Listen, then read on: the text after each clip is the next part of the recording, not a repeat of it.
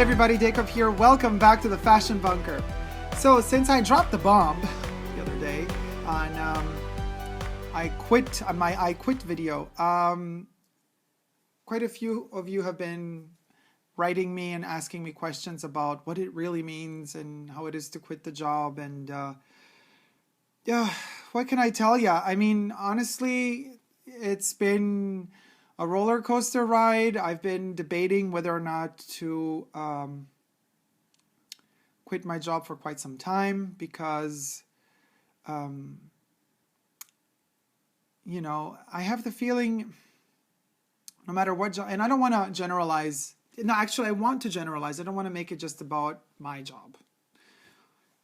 In any job, I think there's a risk that you're running of becoming fossilized or fossilizing yourself within a certain structure or given a certain structure to just kind of like block yourself in it. And it's a very dangerous place to be. It's a very comfortable place to be as well because you know, the routine is comfy. You have this illusion of, you know, you're getting your salary every month. Everything is set. You have your health insurance. Things are going, you know, it just rolls and you just kind of set yourself in a loop and you keep repeating and repeating and repeating. And it was killing me. I've had my ups and downs. I try not to show it on YouTube to you guys because I love you guys. And I think you also have complicated lives and difficult lives. And we're all struggling in our own way. So I think to myself, well, if somebody goes to through that extra effort in their busy schedule and in their difficult and complicated lives, with all their struggles, and still finds the time to turn on the Fashion Bunker and check out what, you know, Crazy Dacob has to say, I cherish that a lot, and it means a lot to me. So I try very hard not to have, you know, depressing topics in the videos, but I, you know, and I had been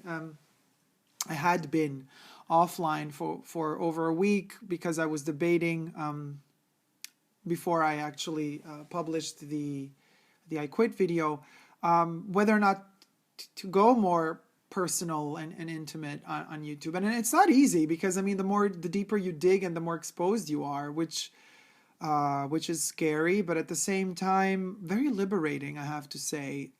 So I decided to go for it and just share with you. I mean, especially because, so what I was trying to say is, you know, everybody has their hard lives and works and jobs and whatever, and happy moments too, of course, but then like to make the effort to kind of come and watch what I make is a huge thing for me. It means a lot to me. So I want you guys to feel happy when you're here. When you're here, I want you to just have the happy times, right? But then I thought to myself, wait a minute. Why wouldn't I share with my subscribers the fact that I quit my job? Because it's not a negative thing. I'm starting to kind of process it in a way that I see it as a positive thing because it's freeing. It allows me now to look for something else. It allows me to find new paths, new ways to travel on this journey called life, which is a very short journey. So we have to really, really treasure the time that we're given, and sometimes we underestimate it, especially if you're coming from a first world country. It sounds so awful, but you know what I mean? Like you tend to take things for granted so much, and you tend to just be spoiled, you know, and we are so spoiled in every sense of the way that I don't know. It's not being less spoiled, deciding to kind of quit a job, change a job, do something else. But it feels liberating because it at least gives you that illusion for now. I don't know if it's really going to kind of happen. This idea that I have, this poetic, utopian idea that I have of breaking out of the matrix. But it at least gives you the illusion that you could break out of the matrix because like you're all of a sudden freer. You don't have a boss telling you what you have to do. Of course, the system is I'm still within the system. I still have to pay everything I have to pay every month, all the bills, you know. So there's still some sort of boss. The state is your kind of boss. It tells you, okay, you got to pay this, you got to pay that, you got to pay the taxes, the health insurance. So, but as far as my time is concerned, I'm a little bit more free to program what will the future be. I have no clue. I'm taking it one step at a time. First things first, I know I did the right thing. I feel much better now. And I feel that my nerves are kind of calming down. Oh, my nose is full. Sorry. And I feel that I'm recuperating. I'm recharging my battery. You know, I have come to a point in my job where even when I would take a holiday, I would come back from the holiday and not regenerated. Like at the beginning, you know, you take a holiday, you come back and you feel all fresh and you're ready for new endeavors. But it's come to a point where even after a holiday, I'm like, oh God, I'm so tired. And this type of repetitivity of this particular type of job just drove me nuts. But now, you know, not just because of the elections, which I mentioned in the quit video, but I was also, because that was the phase in which the period in which I had quit or announced that I would quit. And it makes me super happy, or made me super happy, but at the same time made me even more depressed in a way, because all of a sudden you have to redefine your structure and who you are, meaning you don't have that rhythm of having to wake up to a certain schedule and routine that has been given to you. So somebody organized everything for me before, you know. It's like, okay, at this time you got to do that. At this time you got to be there. You got to start this. At that time you stop that and you begin something else. And now it's like, okay, I'm back to being a complete freelance artist, if you may, and it's a space where you have to define your time. And I know that time, you know, many like to see it as linear. A lot of people talk about time as something circular. The poetic vision of me sees it as circular. The mortal human vision of me sees it as very linear, because there's the beginning and that's the end. And in between is life. You're born here, you die there. But, of course, it's hard for me to redefine time because I feel a little bit lost. Because, you know, waking up in the morning to what? You know, yeah, okay, you're waking up because you're looking for another job. But I don't want it to be just about the search of another job. I want it to be the search for me. And I even, you know, had like my YouTube binge watching period.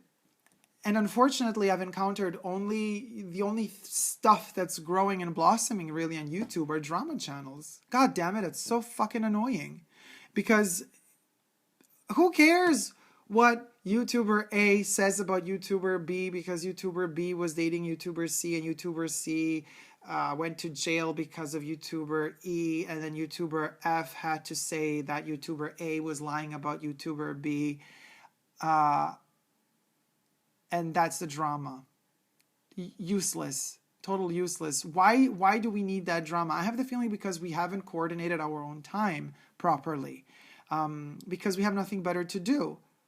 And I want to have something better to do. I want to have something meaningful to do, you know? And I don't expect anybody to understand that. I don't expect anybody to, I don't know, to follow the same path that I have chosen to take. But the path that I'm on right now is very challenging. Will it be rewarding? I have no clue. But the challenge is worth the fight, the struggle, and life itself. So I'm enjoying so much the fact that I'm in between this insecurity you know, all of my animal instincts of survival are waking up. And it's strange because I know my nature. I'm a person that loves to sleep. I don't get much sleep, but lately now I get to sleep. And I notice how I am recuperating, regenerating all my energy, because I literally sleep hours and hours and hours, and I wake up tired and I could sleep again. And it's so fascinating how my nerves are healing through that process, because I'm just, yes, I feel guilty that maybe during the day I could have run some more errands, but I'm kind of saying to myself, Dacob, let go. Let go. You need to take the time to let go, to get back to yourself. And then when you're back to yourself, then you can go on a regular 6 to 8 hour sleep rhythm, whatever it is you need to do, and struggle in a different way. But right now, the struggle, honestly, the struggle is getting back to me. And finding my way back to myself requires a lot of sleep, because a lot of these processes and the healing happens during sleep. And it's interesting that we're talking about this topic, me, in this point in time, particularly because of everything that's been going on with all, here we go, drama. But this is as much as it's going to get this time around, with me at least here. Kanye West's burnout. I'm sure he doesn't get much sleep.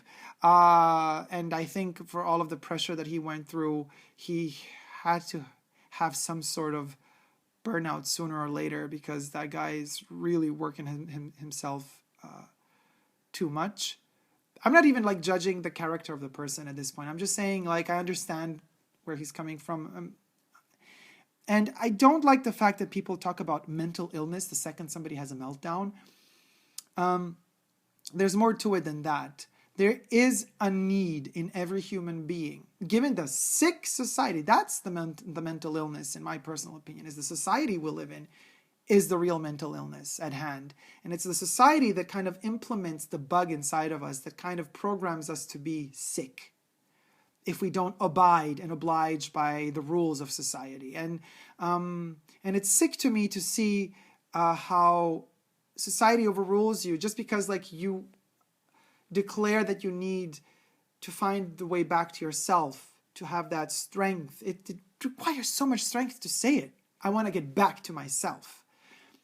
And I hate that, then society says, oh, he had a breakdown. We're talking mental illness here. No, the mental illness is the society. Now, I'm not talking about serious physical dysfunctions and diseases. Some can be cured with medications. Some can be cured with,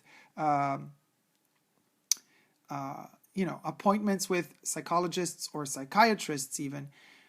I'm not talking about that. I'm talking about the simple need for relax and finding your way back to yourself in order to be able to live in this society. We all need to reprogram ourselves from time to time to do that. And the second example I wanted to make was Shelley Duvall. I mean, one of my favorite actresses of all time.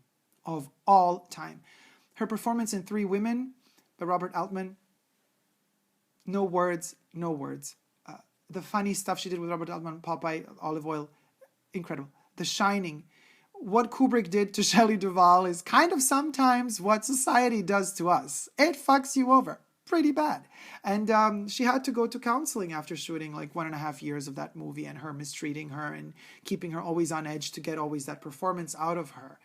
And now the Dr. Phil situation with Shelley Duvall, showing her vulnerability, that took courage and strength. No matter how much she might be lost or not lost, she's struggling, she's a fighter, and we all have to give her the space, the time, and in whichever way she might ask for help, we have to listen. We have that obligation as human beings towards other human beings.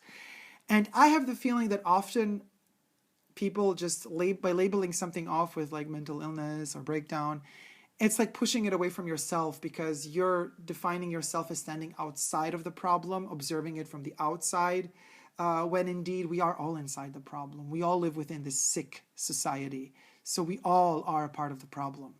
And there's only one way of solving it, is by staying united and together and understanding when we have reached our limits, when it is the time indeed to step back and take your time and find your way back to yourself. Now, I feel fabulous now that I get to finally sleep. I get to rest a little bit. And I get a lot of time to think, and it's totally normal when you take that time to think. Your head is going to take you through very, very, very dark places. It's going to guide you through tunnels and precipices that just seem, unwalkable through. But that is normal. It is part of the process of kind of emptying yourself from all the bullshit and all the toxins and the poison. And you need to go through that sort of internal personal hell to be, to raise again from your own ashes. That is the process. There is no other way. And so I am embracing that. I'm embracing the fear of the existence, of my own existence, what is going to happen in the future, job-wise, career-wise, money-wise. Because alas, unfortunately, we need money to live in this society. But that's all irrelevant, really. And the more time I pass with myself, the more I notice that actually I have to find myself, not all of the other stuff. The other stuff finds its way on its own. As I always say, money comes and goes. This is not the issue at hand right now. Time does not come and go. Once it's gone, it's gone. And so I'm trying to really live that time with myself in a way that I can allow myself one day, pretty soon, hopefully, to just stand up, wake up and be like, okay, battery recharged 100%. Let's go. It's as simple as that. The process to getting to that full charged battery is painful, but I am very optimistic that it's going to work out fine. I have to be optimistic. Hope is the only thing we got. And thanks to you guys, I get that strength. I was feeling like, oh, okay, looking for jobs, looking for things for that, but I need to sleep. I need to rest. I know I need to rest. And yet I felt that obligation in a positive way, mind you, not in a negative way, in a positive way. To you guys, I was like, well, I have to kick my butt up, stand up, and talk to you because you deserve it. And you deserve even more than that. And I think together we deserve the best in life. And so being creative, even though, making a video for YouTube like this one doesn't really require being very creative. There is no editing going on. Yes, the intro, the outro, the thumbnails, but we're not on a script here. We're not on special effects. We're not CGIing the shit out of this video. The creative process is literally finding the topic, finding the strength to talk about the topic, finding even more strength to be honest about the topic, and then ultimately finding the strength to post it and share it with you guys because, once you're out in the open, you're very vulnerable. And I think at the end of the day, I've noticed and understood that it's a misconception. Sharing more doesn't make you more vulnerable. I think sharing more makes you stronger. Thank you guys so much for watching. I hope you liked this video and enjoyed it, and share with me, the process of growing together, because this is healing and getting strong. So that was not really about drama, but I guess some random bitch out there could make it into drama if he or she or it would want to. Thank you so much for watching. Again, share this video if you liked it, and thumb it up. If you liked it. Don't forget to subscribe to my channel here on YouTube. I'm also on Instagram, Facebook, and Twitter. Don't forget, it sounds simpler than it really is, in fact, but don't ever give up on love. Love you guys. See you soon. Take care. Bye.